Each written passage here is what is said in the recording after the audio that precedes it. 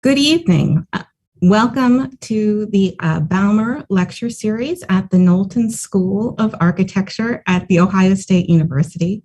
My name is Jennifer Clark. I'm a professor and head of city and regional planning here at the Knowlton School. And today it is my great pleasure to introduce to you Professor Sharon Zukin. Professor Zukin is an urban sociologist, but her influence is far beyond her home discipline.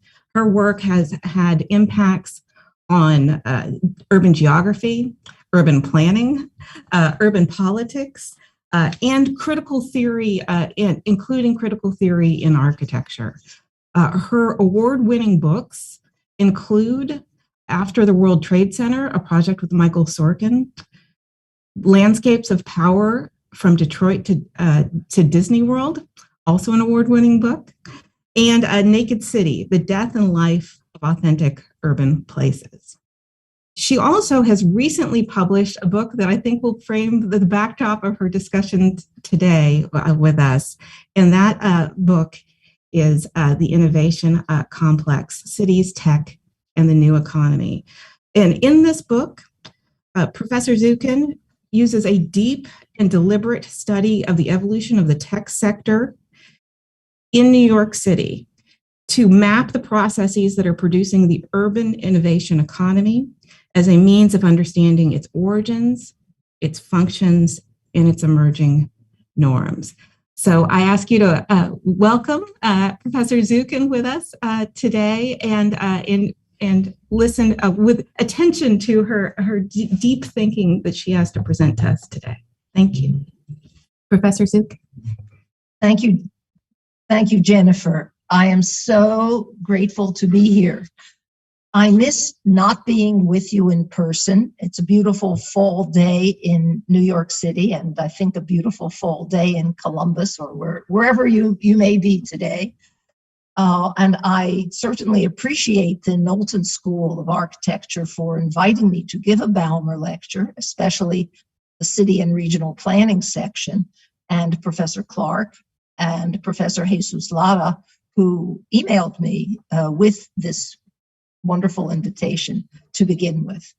And thanks, of course, for admin and tech support to those people at the university. I don't have to talk to geographers and architects about the importance of place, but I do have to talk to sociologists and to other New Yorkers about the importance of the tech ecosystem in New York City, because that ecosystem changes the city, but it is also shaped by the city. My starting point is that any ecosystem doesn't just exist abstractly or as a function of companies, but it is materially and culturally emplaced in specific spaces.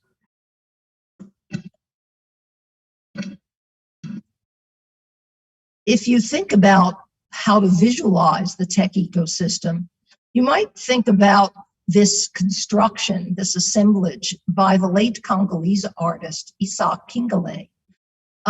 It's supposed to be a futuristic city, and I think it represents the way, almost the science fiction way, some of us think about the way a tech city might look or might materialize in front of us. Professor Clark has written about smart cities. Some people might think this is a good picture of a smart city, but she knows, and she has said that that smart cities are not so smart as the picture might suggest. But the real spaces of the tech ecosystem, particularly the urban tech ecosystem, analytically can be described in three different ways. First, they can be described as discursive spaces, as language, which is not particularly confined to one place or another. When I started doing this research, I was searching for the tech ecosystem. It it's not visible on the streets in New York the way it might be visible in Silicon Valley. And it's not audible in people's language, in their everyday talk about the city, the way it might be in San Francisco. But the language of innovation, of startups, of entrepreneurship and innovation permeates our visualization and our thinking about the spaces of a tech ecosystem. This language has to be literally emplaced in cities like New York, where it had no role before, no purchase on people's consciousness. The second kind of space in which a tech ecosystem is emplaced is organizational spaces. Companies, to be sure, but also spaces of the so-called triple helix, as the sociologist Henry Etzkowitz calls it, partnerships between the private sector, the public sector, and the not-for-profit sector, mostly universities, where innovation or projects, or if companies have their way, marketable projects are created and produced and marketed.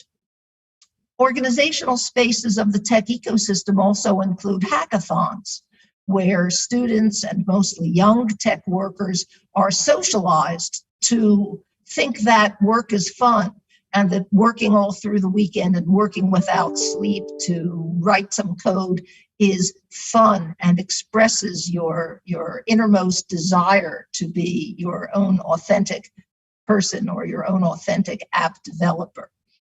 Organizational spaces of the tech ecosystem include venture capitalist offices and the interactional spaces between venture capitalists and startup founders in accelerators and incubators, which are also workspaces, and maybe more important workspaces in the tech ecosystem than co-working spaces like WeWork.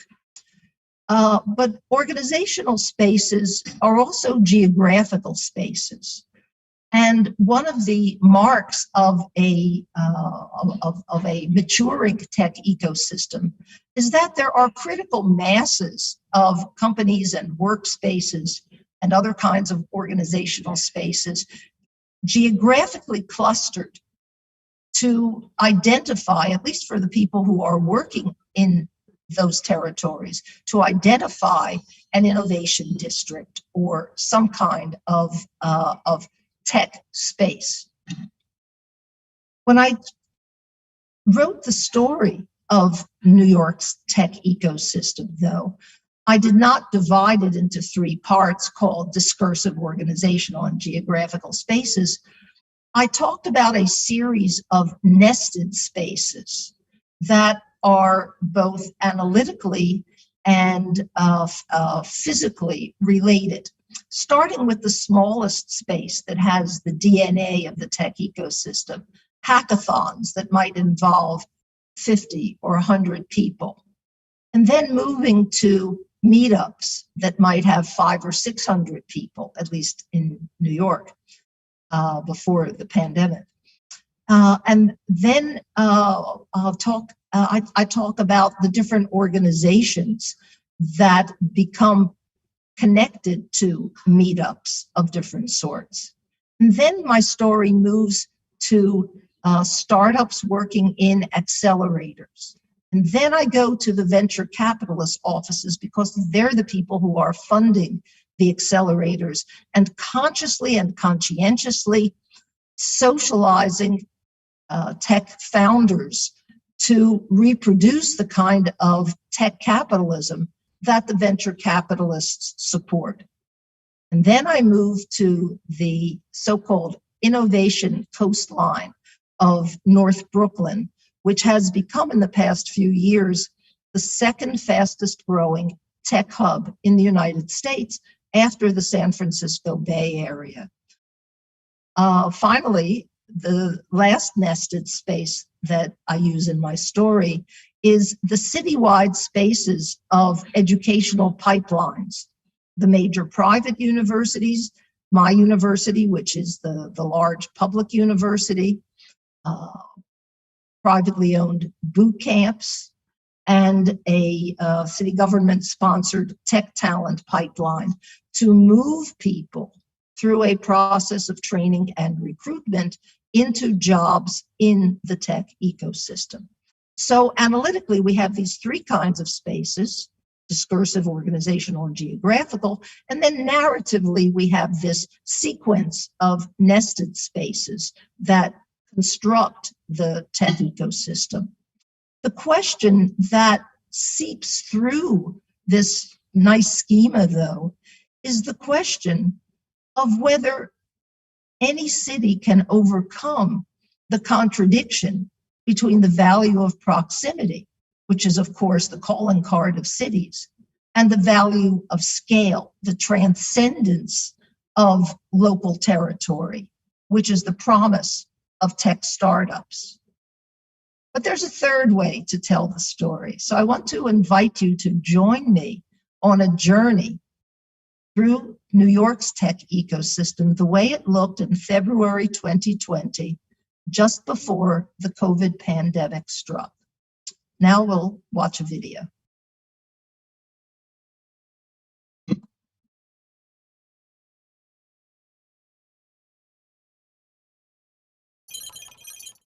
Hi, I'm Sharon Zukin. I want to show you New York's innovation complex. New York's wealth has always been rooted in its waterfront. In the old days, the wealth came from trade, docks and warehouses as the physical connectors between the city and the world economy. Today, a growing portion of the city's wealth comes from tech production for digital media, business software, and online shopping. Tech and creative offices are the new connectors to the global economy. They make up an innovation complex and also a new landscape of power. During the dot-com boom of the 1990s, new media companies clustered along Broadway from 23rd Street to Wall Street. The skyscraper canyon of Broadway got a new name, Silicon Alley. But this early tech economy suffered a series of nasty shocks: the dot-com stock crash in 2000-2001, the 9/11 World Trade Center attack, and the 2008 financial crisis. After the crisis, with new software and mobile technology, startups began to grow in New York's industries. These startups attracted venture capitalists and investment banks. And the New York City Economic Development Corporation staked out a strategy to make New York a technology center. Real estate developers were eager to fill office buildings that had been emptied by the 2008 financial crisis, as well as millions of square feet of new office development, starting with the World Trade Center. Companies benefited from subsidies to rebuild the district after 9/11. Media and tech firms like Condé Nast and Spotify moved into the new World Trade Center. Financial companies hired thousands of engineers to develop fintech. Wall Street is now a tech and media hub.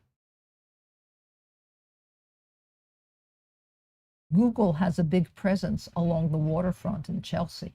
They opened their first New York office in the early 2000s with one marketing employee. Now they have 7,000 people working in 5 buildings, starting with the old Nabisco Bakery building near the High Line.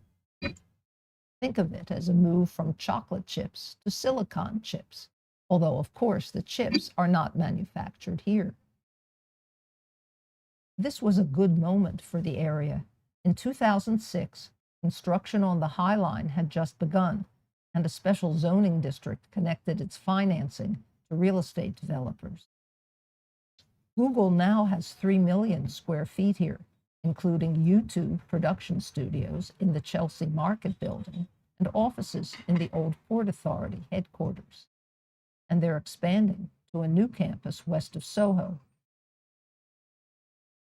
In 2014, the northern end of the High Line opened, creating a pathway from Google to Hudson Yards.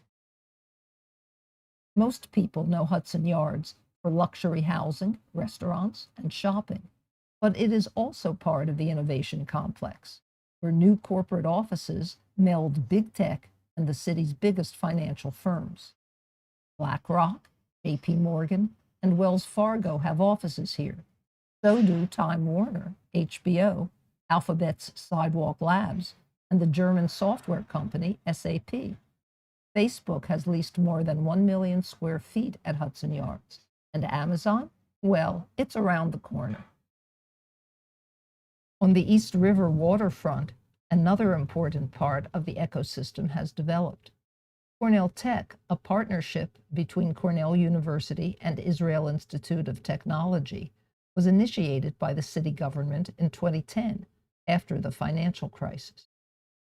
It's a graduate school to train elite software engineers, app developers, and business students. The idea is that they will create startups in New York or get good jobs with the city's major tech employers and financial firms. Cornell Tech brings students and professors into collaborations with businesses. That's how the school, like the city's other universities, encourages innovation and entrepreneurship and capitalizes on faculty and student startups. Another short ferry ride away, the Brooklyn waterfront has gradually emerged as New York's new media and manufacturing district. .com firms started out here in the 90s, in Dumbo's old warehouses and factories. By the early 2000s, digital branding firms, media artists, and other startups formed a tech and creative hub. At the same time, the Brooklyn Navy Yard went through a transformation.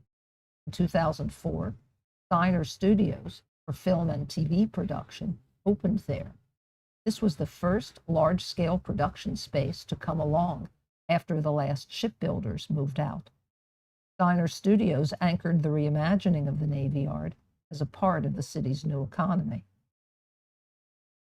In the 2010s, the Navy Yard signed with a real estate developer to create New Lab, an accelerator, incubator, and workspace for both hardware and software startups. The Navy Yard is one of the few places in the tech ecosystem that integrates manufacturing and tech offices, and a venture capitalist's office too. More than 100 startups work side by side at New Lab and connect to potential investors. Other startups are working with urban agriculture, transportation, and alternative energy. One company here designed this robotic coffee maker. Cool technology, but no baristas. The Brooklyn Navy Yard complex represents the best vision for now of what the ecosystem can become: traditional manufacturing, new manufacturing, urban transportation, and urban farms. This is New York's new economy. Yet its future depends on continued real estate development, tech job growth, and city government support. Not an easy combination.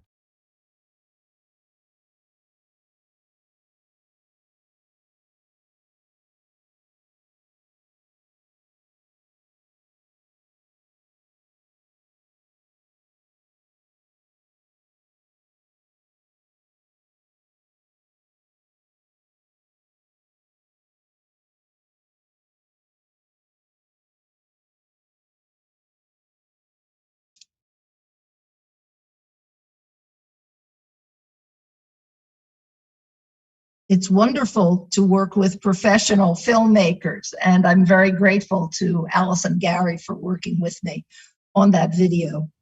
So that was filmed just 3 weeks before New York State shut down in a state of emergency because of the COVID pandemic.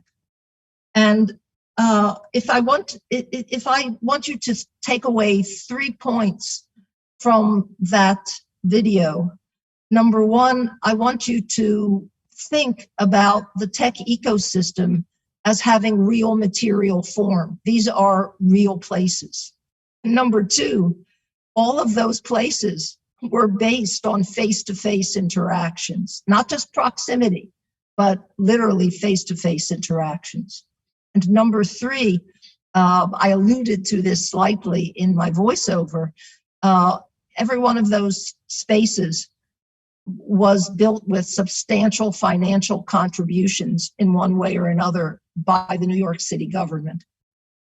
Those ferries, by the way, which now link all 5 boroughs of New York City, are heavily subsidized by the New York City Economic Development Corporation.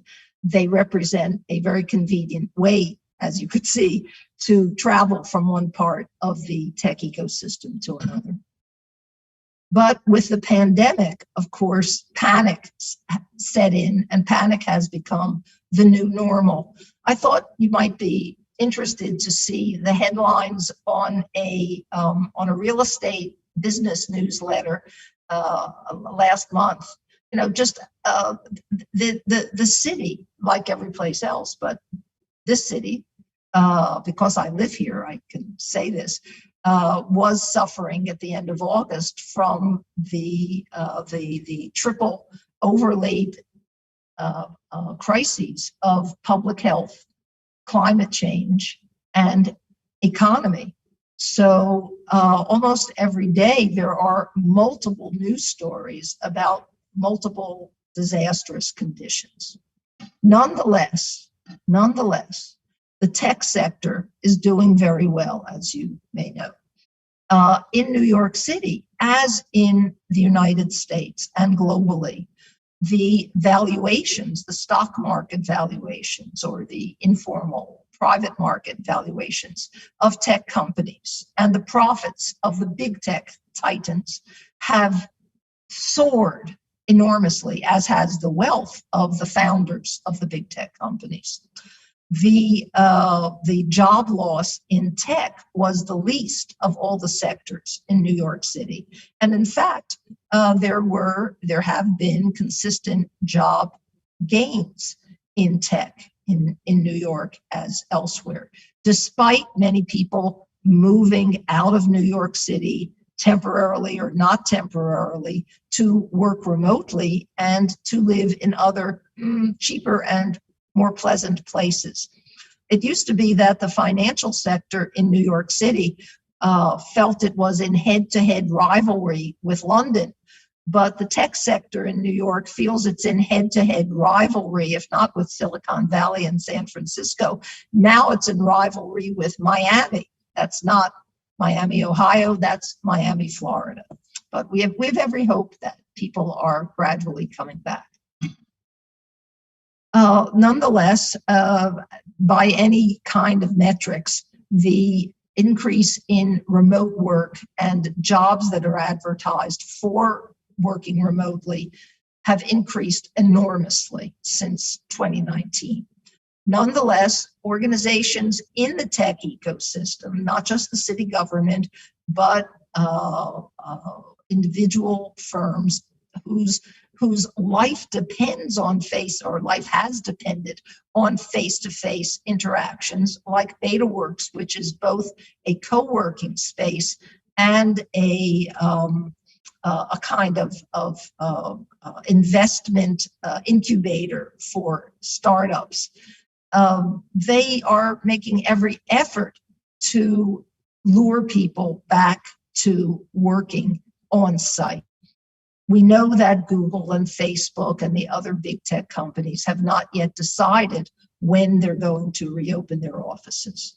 That's as true in New York, where Google now controls about 5 million square feet of office space, as anywhere else in the world. Nonetheless, there are mixed signals about whether New York will regain the face-to-face interactions that it lost because of the pandemic.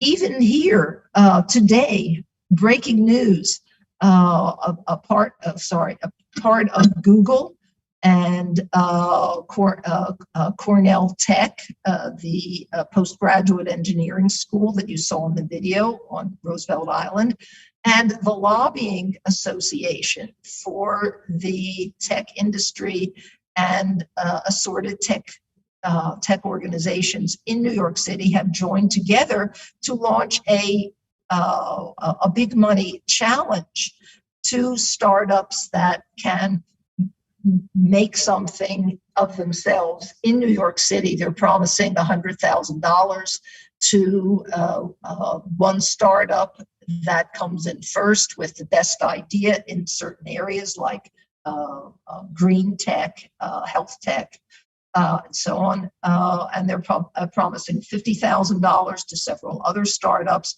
and other kinds of support, including, of course, support in kind from Google and space for mentoring at Cornell Tech. That's the way the ecosystem reproduces itself. But the physical spaces are New York's fixed capital, and they're any city's fixed capital. And that's what cities are stuck with, the fixed capital of the spaces and the labor force. If I can very quickly show you where you traveled in the video, and now you can map it in terms of the geography of New York and see where the critical mass of the tech ecosystem is located. We started on the Staten Island ferry in the video, and we looked up Wall Street, which is now a media and tech district as much as it is a financial district and a residential district. And we looked up, using our telescopic vision, we looked up to the original Silicon Alley, which is up here a little bit, a few miles to the north of Wall Street, but pretty much all of Broadway is now considered Silicon Alley. We then went over to the World Trade Center site in the video, and we looked at these buildings where these two companies occupy quite a bit of space. By the same token, Condé Nast, suffering the usual problems of print media, is trying to give up most of its office space at the World Trade Center site, which creates some interesting questions about what's going to happen to the tech presence in this part of Manhattan. And then we traveled up the West Side, but we did not stop here at Hudson Square, which is an emerging and growing tech concentration of both big media companies and a second campus for Google with over 1 million square feet here, over 1 million square feet for Disney. But it's also a place for biotech and other kinds of incubators and accelerators for startups. Just a few blocks away here in Soho, there are venture capitalist offices.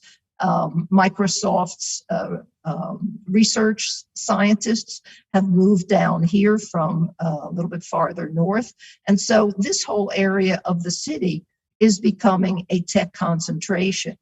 But then if you travel a little bit farther, as we did in the video, up to Google's original implantation around 15th Street, that's where you can identify a big building with Google's name on it. And you can see a number of installations on the waterfront and even extending into the waterfront that are connected with individual companies in the tech and media space. And then in the video, we traveled farther up the High Line to Hudson Yards, whose name sounds very much like Hudson Square, but it's different. This is a very big mixed-use real estate development that was heavily subsidized by New York City, starting with the Bloomberg administration, which funded the building of or the extension of a subway line to travel to this far west side of Manhattan. And Hudson Yards is becoming the center of corporate tech. Facebook has leased a lot of space there. And also corporate finance. BlackRock has a big office there, and Pfizer, the pharmaceutical company, which we'll meet up with again today indirectly. Pfizer has sold its corporate headquarters on the east side of Manhattan to plan a move over here also to Hudson Yards. So we have kind of corporate tech up here with corporate finance. We have Google here with a lot of startups and venture capitalist offices here. And then we have Google down here with big media and more startups, more incubators. And then we have maybe again tech and media space down here. Meanwhile, this zip code is, that's this over here zip code that includes Soho and the southern part of Greenwich Village, is supposed to be the #1 zip code in New York City for venture capital investments. And all of those would be connected with the venture capitalist offices down here and with NYU over here. We'll meet up with NYU again in a couple of minutes. And then in the video, we pretended to take a taxi to travel over here, and we took the ferry to visit Cornell Tech, which occupies an interesting publicly owned site, city-owned site over here, and is supposed to be a training ground for future startup founders and engineers who will get jobs at Google and the other big tech companies. Amazon was thinking geographically when they chose this site for half of their HQ2. You may have read about that. It was going to be heavily subsidized by New York City and New York State, but the subsidies and the lack of transparency of the entire process of deciding on HQ2 alienated the most of the elected officials in the city council and the state legislature, so that they raised many objections, finally focusing on labor conditions in Amazon's warehouse on Staten Island, which caused the mayor to withdraw his support. And so that's why I X'd out Amazon. But I want you to understand the geographical significance of Amazon's putative location here in relation to Cornell Tech and to the corporate tech implantation over here. Don't worry about Amazon. Amazon has leased a lot of space over here, very close to Hudson Yards, and they also bought the former WeWork headquarters, which used to be the Lord & Taylor department store, for $11 billion. So don't worry about Amazon. Amazon is here also.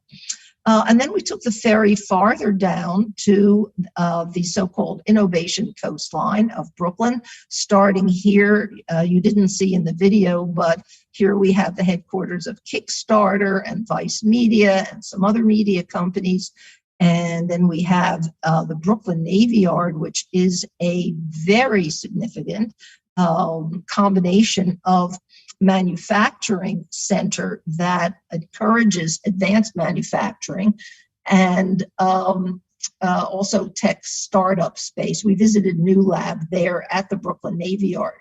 Now, not in the video, but in the book, I talk about the creation of this imaginary geographical space called the Brooklyn Tech Triangle, which includes the Brooklyn Navy Yard, downtown Brooklyn, and Dumbo over here. Starting in the late 1990s, a lot of tech and media startups rented space in Dumbo. So that is a very, very big area for tech. The Brooklyn Navy Yard, also big area, and manufacturing. And downtown has transitioned, let us say, from being a government administrative center and a commercial district to being another part of Brooklyn's tech ecosystem, because NYU, this private university, merged with a historic engineering university downtown, and has created a very meaningful tech presence in that area, and has integrated itself or insinuated itself, depending on your point of view, with a lot of New York City government programs and partnerships. And then if you traveled farther south, which we did not do in the video, and I don't do here on the map, you would reach the city-owned old warehouse complexes, the Bush Terminal and the Brooklyn Army Terminal, which have their own big programs of city government funded tech spaces, both manufacturing and offices, and Industry City, which is another one of those big old warehouse complexes, which is now privately owned, but a growing center of so-called tech and creative space. So I wanted you to understand that this emplacement of the tech ecosystem in New York really does take up a lot of space.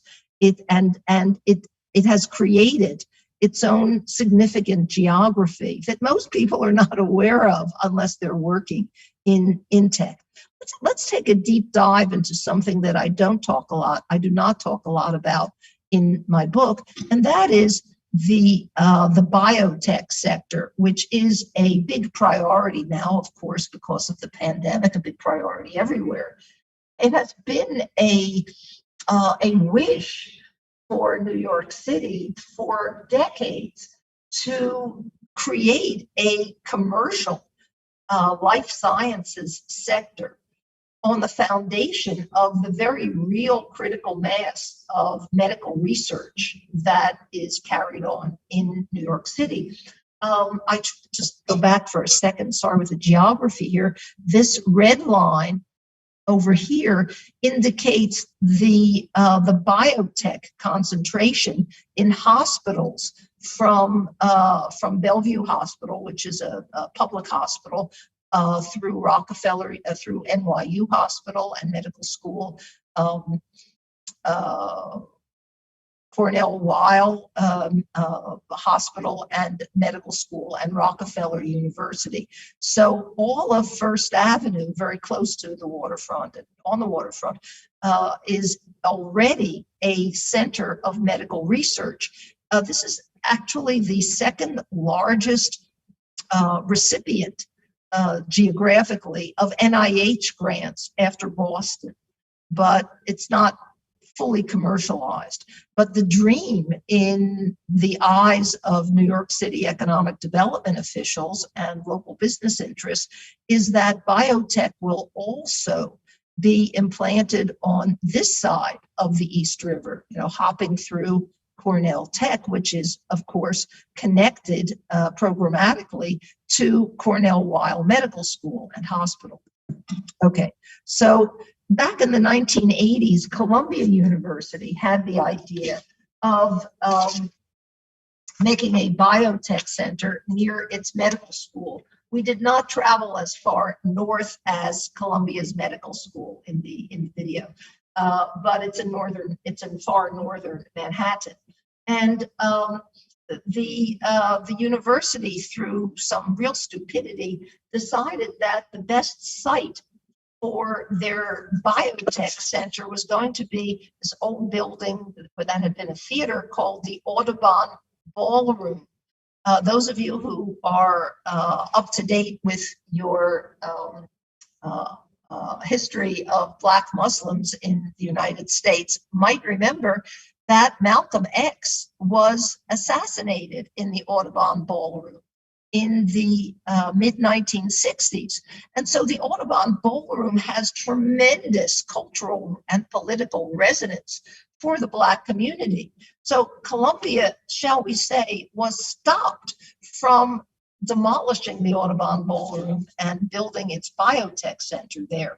There were a lot of discussions with community and Black organizations, and finally a compromise was reached. Columbia would build their biotech center there, but keep the facade and certain interior spaces of the Audubon Ballroom and share those spaces with the community as part of a kind of community benefits agreement.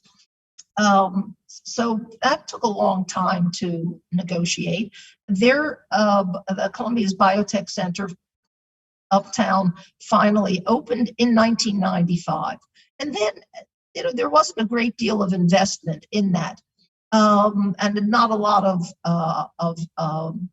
carryover into other kinds of institutions.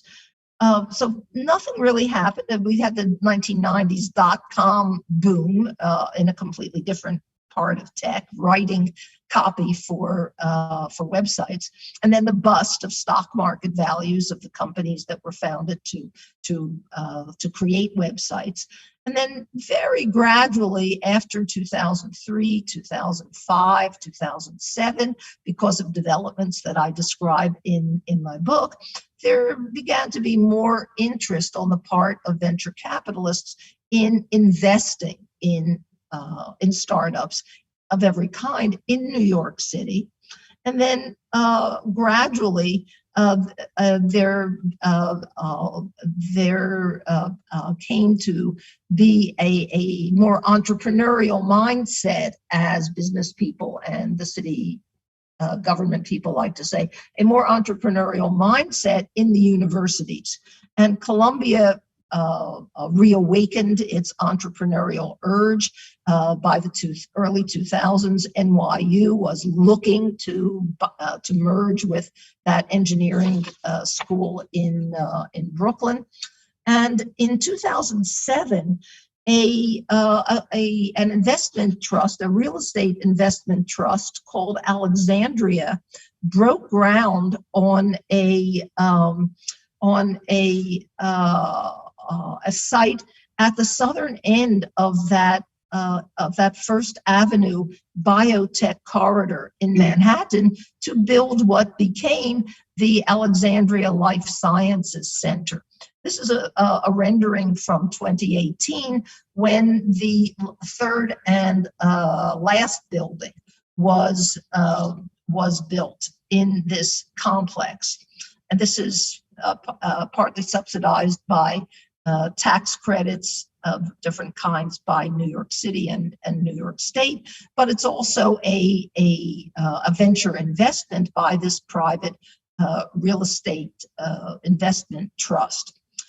In 2008, of course, the financial crisis caused the New York City government to jumpstart an economic development strategy, which it had not had before, and they placed tech at the center of their growth strategy that led in 2 years to the competition to build Cornell Tech in partnership with Cornell University and the Israel Institute of Technology.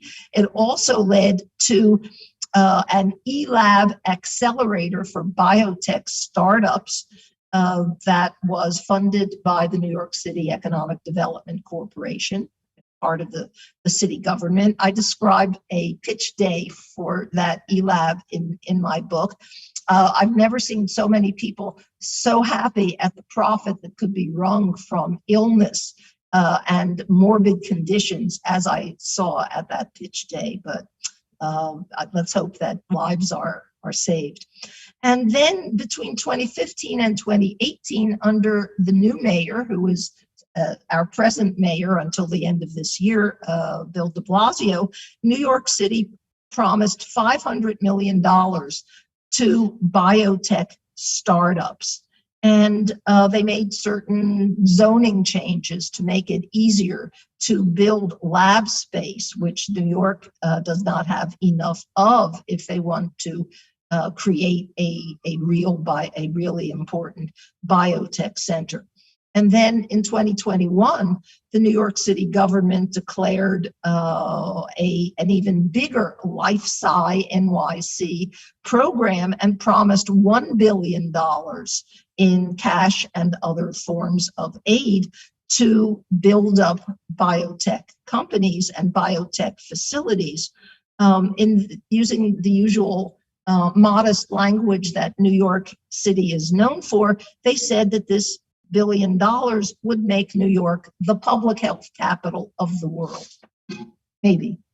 So one of the things that is being built under the Life Sci NYC initiative is an Alexandria Life Sciences East in Long Island City, across the East River from Cornell Tech and from Manhattan. And this is an old bookbinding plant that was bought by Alexandria in, I guess, 2018 for $75 million cash. And this is the way it's looking now. You can see the somewhere around here. It's under my little pictures of everybody here, but it's around here. You can see the logo of Alexandria. It's a lighthouse with beams of innovation coming out from the lighthouse. And this is what we could do, what we could find if we did a little forensic investigation of Alexandria Real Estate Investment Trust.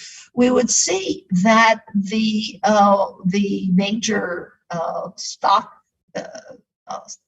stockholders, investors in the REIT is the Vanguard Group, right? Mutual funds and IRAs and all kinds of financial accounts. Also, BlackRock is a big and growing investor, and some other investment houses. Also, Public Pension Plan of Canada, and this, I don't know if you know this, but this is the Norwegian Public Pension Fund. So this little building, the Bindery, and this biotech complex on the east side of Manhattan are thoroughly integrated into global finance through this real estate investment trust. And then if we look at one of the arms of the real estate investment trust, we see that it has a venture investment capital part, which is pretty big and pretty active in all kinds of biotech.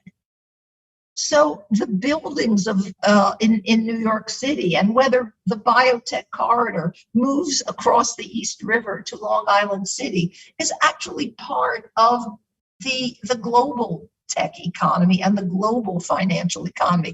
These very real spaces and these very real jobs that New York City is pursuing are part of global capitalism, and you just can't get away from that.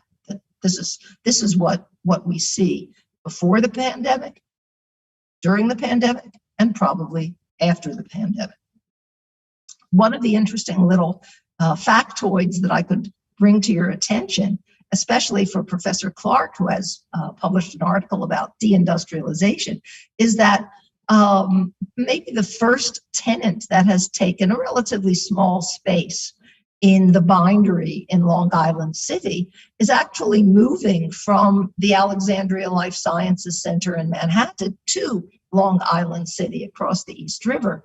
And the two co-founders of that startup have decades of experience as medical researchers, and they've won a lot of awards. They are affiliated with an AIDS research institute that was privately funded, but now is part of Columbia University's medical school. And here's the deindustrialization. This year, that startup raised $24 million in their first Series A round of venture funding from a company called Ruentex, which is a textile company in Taipei that is no longer in textiles, or I should say it no longer produces textiles in Taiwan. But it has $24 million to invest in this biotech startup in Long Island City. So, I just think this kind of forensics is terrifically interesting for trying to figure out who is really supporting the tech ecosystem in any specific place. Even when you look at one building and one company, and one startup, you get into the Norwegian pension fund and the Taiwanese deindustrialization. So let's move toward a conclusion. What should be our measurement of success?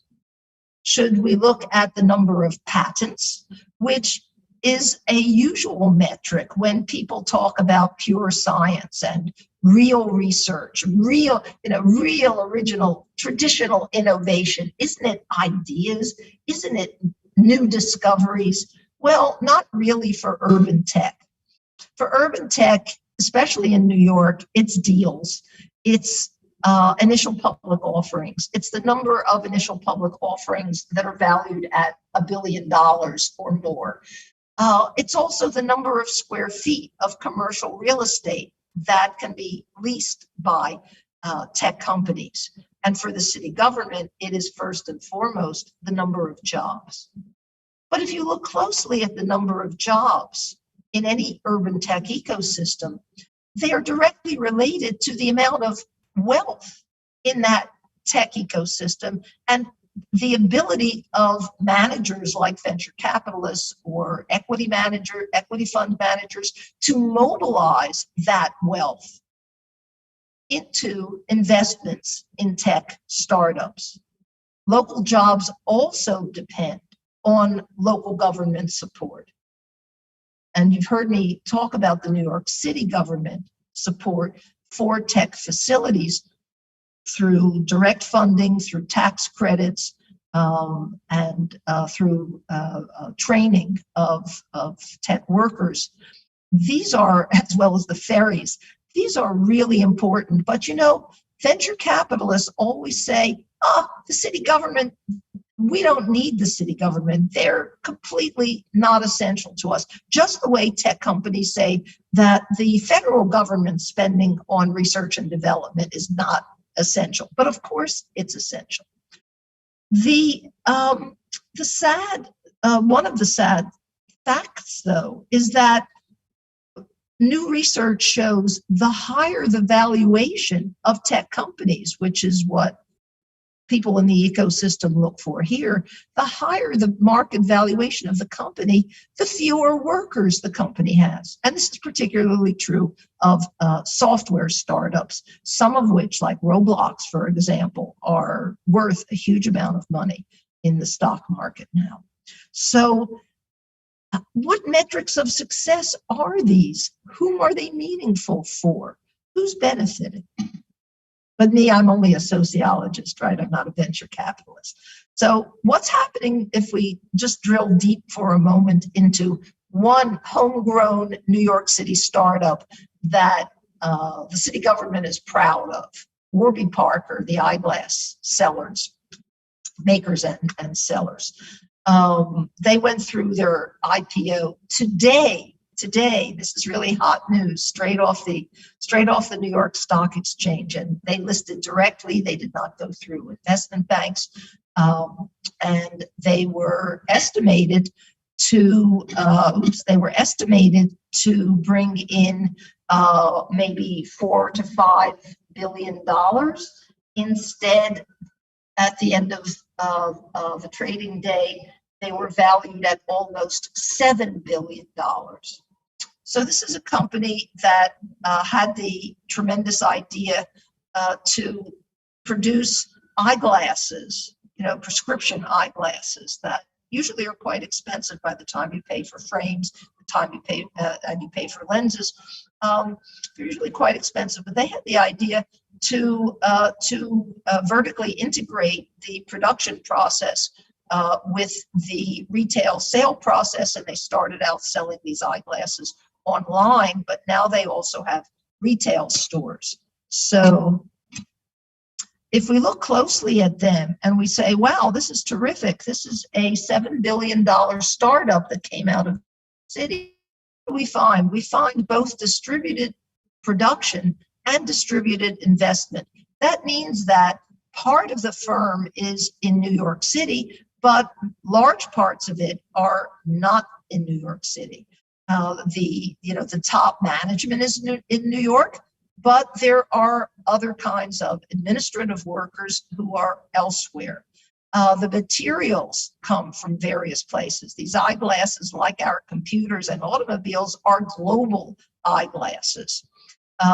They're made all over, and the hybrid online and brick and mortar retail model is spread out. They have quite a few stores in New York City, but of course they're spread out for the moment all through North America. And then their funding, well, they started with New York venture capitalists, New York-based venture capitalists. There's another company called Larry Poe, which was also involved in the Series A round. But then, as they went on and raised more and more money, they were funded by investors in the San Francisco Bay Area and presumably now elsewhere. So, what do we really have when we have a tech ecosystem? Well, New York is not doing so badly compared to other parts of the United States. Put together with San Francisco and Los Angeles and Boston, these four cities, including New York, do about half of the venture capital deals in the United States. And globally, and now I have to use my bad eye-hand coordination to show you something else. Let's see. Oops. Bear with me, folks.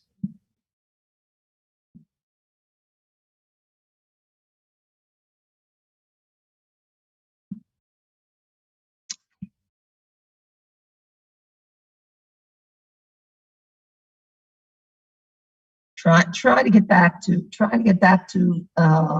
you all. Let's see if I can do it this way.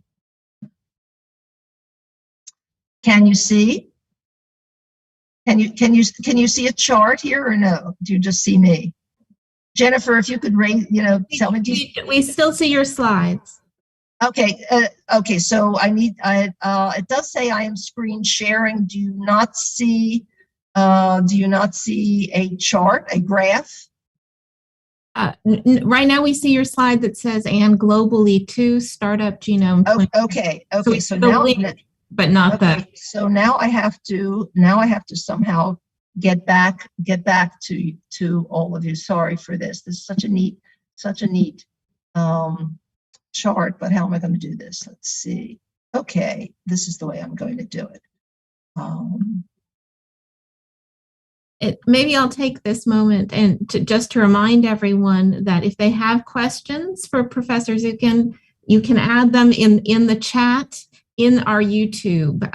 So there is a chat function in YouTube where you're watching this, where you can add a question that we can take at the end. So go ahead, Sharon. Okay, so coming toward a conclusion here, I was saying that New York and three other cities in the United States have pretty consistently dominated funding for tech startups and generally for tech companies over the past 10 years. But globally also, there's a lot of stability of the leading tech cities. Silicon Valley, of course, is way ahead of all the others. Okay, so what could we possibly say about the future?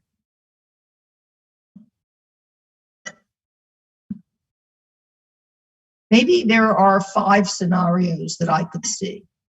One is, if I can steal the slogan from the Biden administration, build back better, right? Just continue with the growth of the tech sector, the continued importance of the financial sector and real estate developers and building owners in New York City. Just more of the same. After the pandemic, with all of the initiatives, all of the efforts, all of the funding, eventually the pandemic will wind down, and there will be more of what we have, and maybe we'll even go back to face-to-face interactions.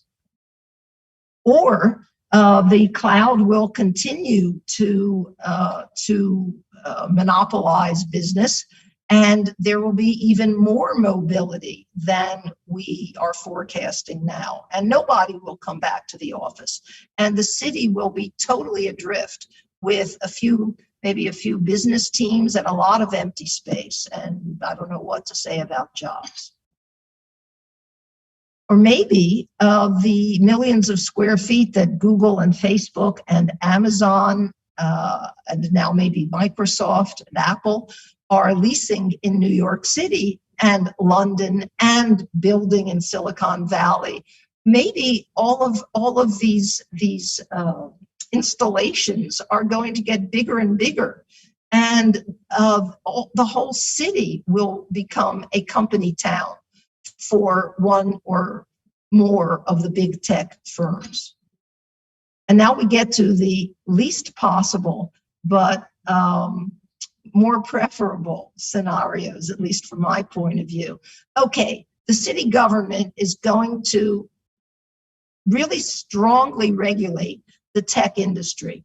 And, insofar as the city council can be informed about what is happening and what is likely to happen, our city council in New York and the city council in some other places like San Francisco, they really do try to take action. In the past few weeks, the New York City Council has limited the fees that delivery companies like DoorDash and Grubhub and Seamless can charge restaurants. They have also passed laws that regularize wages and certain kinds of work conditions for delivery workers. There are ongoing battles with Uber and Airbnb in every city around the world, certainly in New York. So maybe local regulation is really going to get strong. And maybe, and this is my last scenario, maybe the city is going to take over ownership of tech companies, or at least maybe the city is going to take over ownership of tech infrastructure like broadband, Wi-Fi connections, and so on. But here's where I seeg into Professor Clark's territory, but it's part of a possible scenario for the tech ecosystem. So thank you so much for listening to me, and I welcome your questions and comments. Thank you. Thank you so much for this presentation and for this trip through New York City, which is something that some of us miss quite a bit about the regular parts of our year, the regular trips to New York to see exactly what you're talking about, which is the real material form that it is actually the tech sector, but also our sort of global economy takes. There's very few places, maybe London is also a place like this, but New York is probably the exemplar place where you can really see the real material experience that's happening and then understand the processes behind it.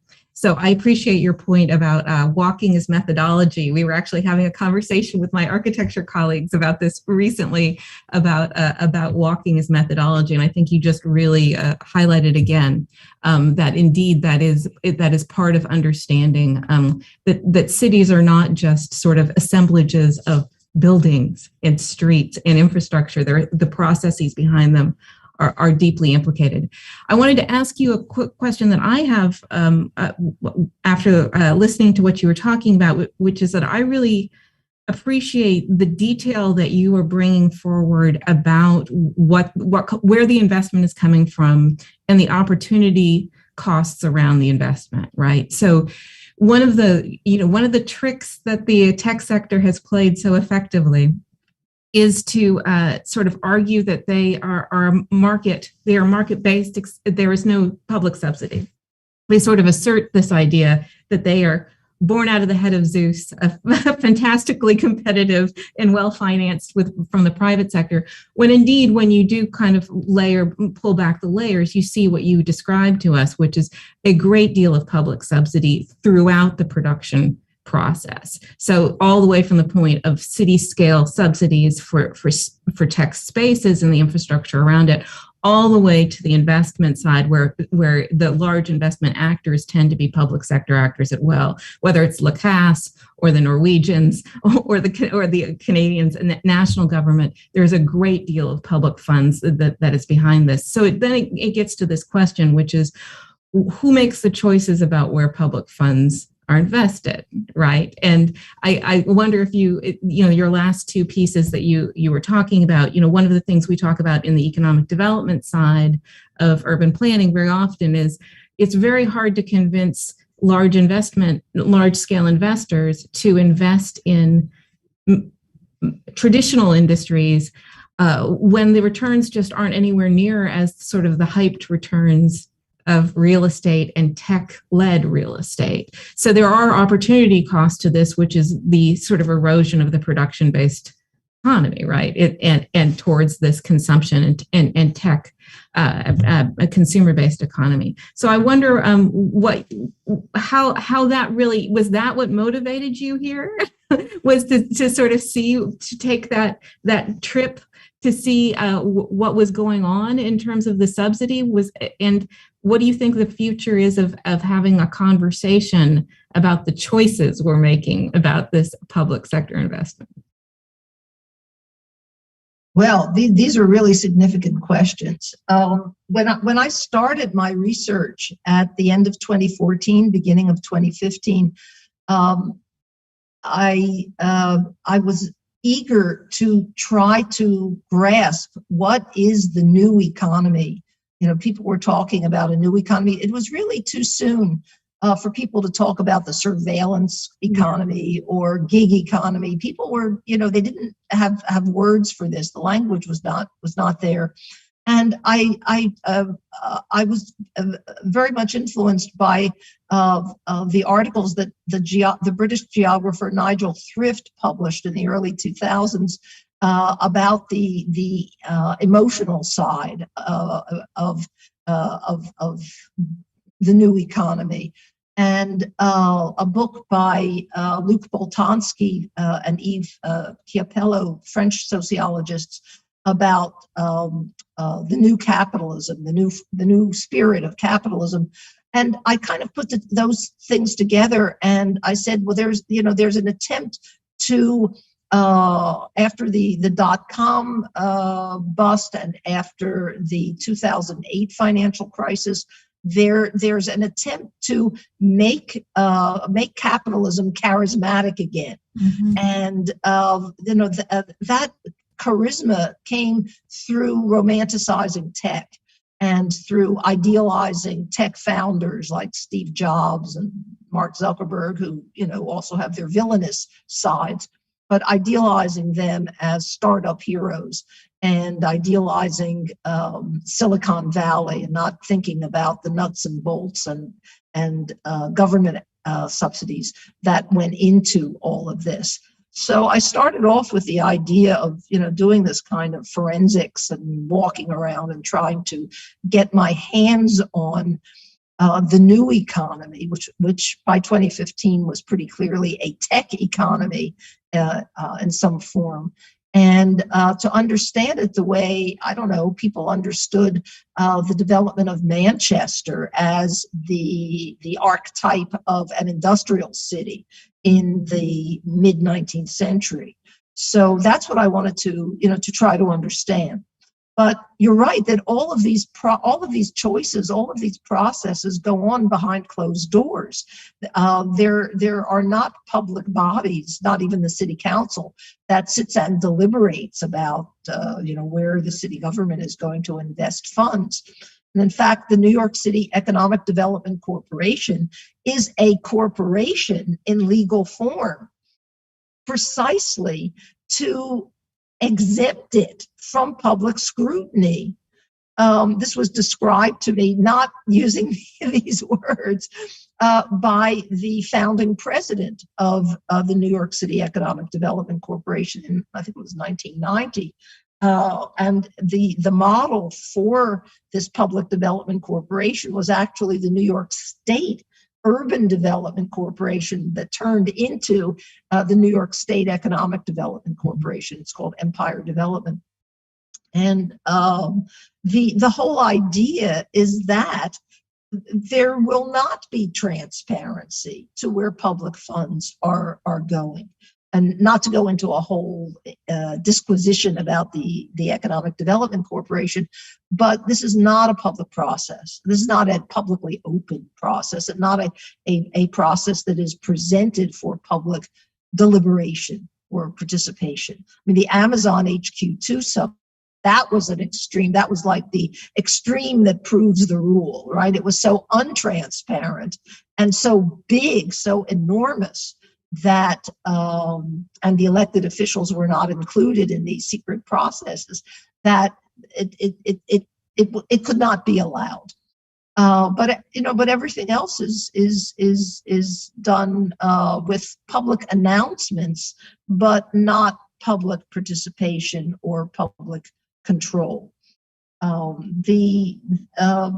The outgoing comptroller, the chief financial officer of New York City, who is generally a very intelligent person and issues very good research reports, he issued a research report a couple of years ago that indicated great pride in all of the venture investment in New York City, because that is accepted. That has not been challenged as one of the metrics of a city's success, whether it's San Francisco or London or New York, a city's success in creating a startup ecosystem or tech ecosystem.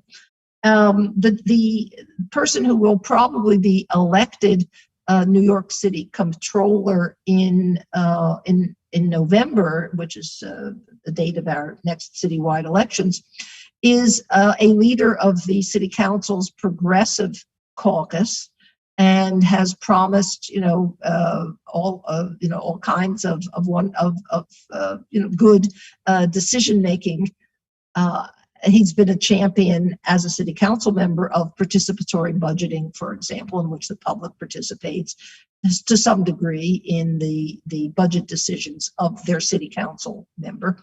But I don't know what he's going to do about choices for tech investments, whether those are investments in infrastructure or investments in tech facilities. I'm actually pessimistic about alternatives having a real chance. So I don't know what's going to happen. If zoning changes are a good parallel, then there really won't be public vetoes or meaningful public choice. Yeah, no, I appreciate that. We've got some questions that have come in too, and I'm going to try to read them in they're very small writing on this. We have a question from Professor Yas Motoyama, who's in our group here at the Knowlton School. He says, thank you for your presentation, and that many of tech scenes in New York City clustered partly because they wanted to share the vibe, that frequent in-person interaction and events. What is happening to those interactions now in your observation? What can be replaced by this format, and what can't? Is that going to? Is just the narrative going to change, or is it actually something substantive about those interactions that has to be managed or recast? This is the big question, and the answer is we don't know. People are really trying to think through what is good hybrid work. I mean, there seems to be a preference on the part of a large segment of the workforce, at least the tech workforce, to continue working outside of a large office or coming in, 1 or 2 or 3 days a week to a central office, but then either working in some kind of smaller office or co-working space, or continuing to work remotely from home. But we don't know. I mean, there are business experts talking about how hard it is to onboard new workers, how hard it is to sustain an organizational culture. Of course, sometimes it's a good thing not to sustain a repressive or exclusionary organizational culture, but let's say the organizational culture should be sustained for the purposes of this discussion. It's hard to sustain these things on Zoom when everybody's in a different place. So we really don't know what's going to happen. I mean, real estate building owners and real estate developers are working with architects to try to make safer spaces, try to make better ventilation systems. There are all kinds of securitization that every place is initiating vaccination cards, vaccination passes, to enter spaces. You may be aware that this week, New York City public school teachers and staff and hospital workers throughout New York State must be vaccinated. We don't know, whether that will result in some people losing their jobs. So, I mean, people are trying all kinds of measures: surveillance, securitization, certification, architectural redesign, probably more staggering of work times and in workspaces. People are trying every kind of combination, and we don't know what's going to happen. We just don't know. I am a great believer in the continuity, the permanence, the ongoing serendipity of big cities. When you walk around on the street, well, it was pretty bad in 2020 on the streets of New York. They were pretty empty. But now when you walk around, you see all kinds of things that you don't expect to see. I'm not talking about physical interactions, although we obviously have those too. But you see things like you see a mural that's painted on a building wall of Mr. Moneybags from Monopoly with a sign that says, "I love New York," right? Or you see a hot dog vendor's cart that is so totally festooned with all kinds of decorations and signs that you're just visually stimulated to think of something new. And walking down the street, there is something to the density, even reduced at reduced levels, the density of peoples and sights and sounds of a big city. I don't know how well this is working in smaller places, in university towns. Supposedly it's even working in Miami, Florida, right? So it's somewhat diverse, culturally diverse. I